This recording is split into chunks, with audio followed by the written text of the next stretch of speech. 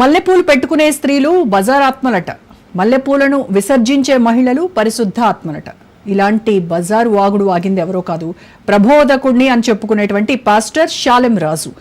మల్లెపూలు పెట్టుకునే మహిళలను కించపరుస్తూ నోరు పారేసుకోవడమే కాకుండా అనుచిత వ్యాఖ్యలు చేయడం సరికాదంటూ వార్తా కథనాలను ప్రసారం చేసిన రాజ్ న్యూస్ పై ట్రోల్స్ చేస్తున్నాడు షాలెం రాజు. చెంచాగాళ్లను ఉసిగొల్పి పైశాచిక ఆనందం పొందుతున్నాడు.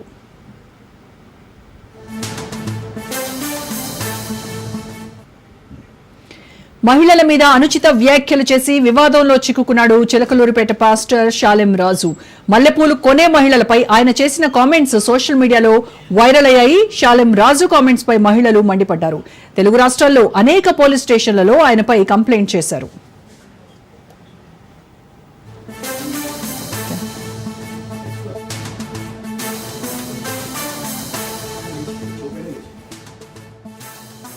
కుల మత ప్రాంతాలకు అతీతంగా ఆగ్రహ జ్వాలలు పెల్లుబికుతున్నాయి. తక్షణమే షాలెం రాజుపై చర్య తీసుకోవాలని డిమాండ్ చేస్తున్నాయి.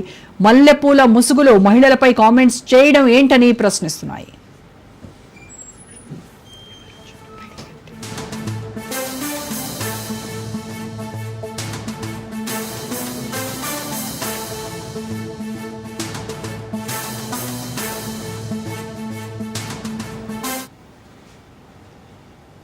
రైట్, ఇక ఇదే విషయంపై ఇవాళ డిబేట్లో మనం మాట్లాడదాం. డిబేట్లో పార్టిసిపేట్ చేస్తున్నారు బీజేపీ ఎమ్మెల్యే రాకేష్ రెడ్డి గారు, అలాగే పాస్టర్ సాల్మన్ రాజ్ గారు, బెరేకా చర్చ్ వరంగల్ నుంచి మనతో జూమ్ లో జాయిన్ అవుతున్నారు. నమస్కారం అండి రాకేష్ రెడ్డి గారు, సాల్మన్ రాజ్ గారు. ఎస్, రాకేష్ రెడ్డి గారు, ఈ చిలకలూరిపేట పాస్టర్ షాలెం రాజు చేసినటువంటి వ్యాఖ్యలు మీ దృష్టికి వచ్చే ఉంటాయి. అంటే మల్లెపూలు పెట్టుకునేటువంటి వాళ్ళు అపరిశుద్ధ ఆత్మలు, అంటే వాళ్ళు బజారు ఆత్మలట, మల్లెపూలు విసర్జించిన వాళ్ళు పరిశుద్ధ ఆత్మలట. ఏమంటారు? ఎక్కడున్నాం మనము? ఏం చేస్తున్నారు? ఎలాంటి పిచ్చి మాటల్ని కట్టడి చేయాలి అని అంటే ముందుగా ఎటువంటి చర్యలు తీసుకోవాలంటారు?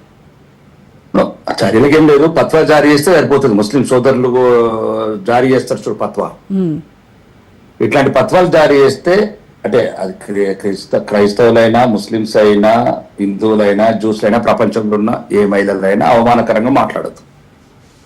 కానీ ఇంత బజారు భాష ఓకే. ముఖ్యంగా ఏంటంటే క్రైస్తవులు కూడా తెలుసుకోవాలి, దయచేసి మీరు మా పూర్వీకులు,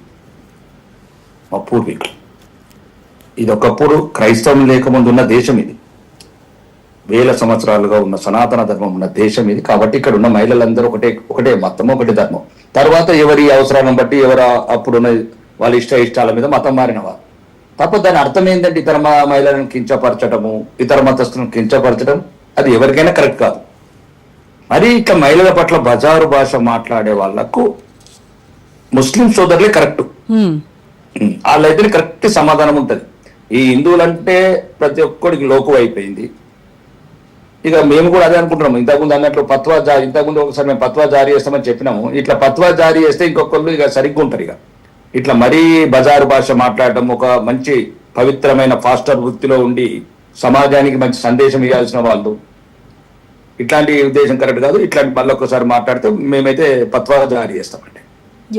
అంటే హిందూ ధర్మం అంటేనే మనకు తెలుసు రాకేష్ రెడ్డి గారు, పరమత సహనాన్ని మనం పాటిస్తూ ఉంటాము. మరి ఇప్పుడు ఎవరి మతం గురించి, ఎవరి దైవం గురించి వాళ్ళు మాట్లాడడంలో ఎటువంటి తప్పు లేదు, దాన్ని ఎవ్వరూ తప్పు పట్టట్లేదు. కానీ వాళ్ళ మతం ముసుగులో ఇలా పక్క మతాల పైన ఈ రకమైనటువంటి బురద చల్లటం, ఆ మహిళల్ని కించపరిచేలా, వాళ్ళ గౌరవానికి భంగం కలిగేలా ఇటువంటి వ్యాఖ్యలు చేయడం అనేది ఎంతవరకు కరెక్ట్ అంటారు? ఇదే కాదు, చాలా రకాలుగా. అంటే ఇక్కడున్న భారతదేశంలో, అంటే ఉదాహరణ నేను ఇప్పుడు ఒక తెలంగాణ వారిగా మాట్లాడుతున్నాను, అంటే తెలుగు వారిగా మాట్లాడుతున్నాను. చాలా చూసాను చిన్నప్పటి నుంచి. మేము కూడా మా పల్లెలల్లో క్రైస్తవ మతం ఎంతుండే, ఇప్పుడు ఏ రేంజ్ లో పుంజుకున్నది, ఏ రకంగా పుంజుకున్నది అని మాకు అన్ని తెలుసు. ఓకే, వాళ్ళకు మత స్వేచ్ఛ అనేది ఉన్నది కాబట్టి మధ్యన సమస్యలు ఎదుర్కొంటున్నారు వీళ్ళు. ఒకటి, ఇది చాలా మంది ప్రపంచవ్యాప్తంగా క్రిస్టియన్స్ చూసిన, బొట్టు పెట్టుకునే క్రిస్టియన్స్ ని, గాజులు వేసుకునే క్రిస్టియన్స్ ని, అన్ని రకాలుగా చూసిన. కానీ ఇక్కడ రాను అది శాంతసమాధానికి వెళ్తున్నది. అంటే ఎంతమంది ఇబ్బందికరంగా అనిపిస్తుంది అంటే వాళ్ళు ఎవరో కాదు, మా బంధువులు. ఇప్పుడు ఉదాహరణకు మా పక్కన జాన్కంపేట, అంకాపూర్ ఇవన్నీ ఉన్నాయి, అంత మా బంధువులే. వాళ్ళని బలవంతంగా అది బొట్టు దించడము, అది దించడము, రకరకాల ప్రసాదం తింటే చచ్చిపోతారని, ఇంకేదో రకరకాల పోలు అట్లాంటి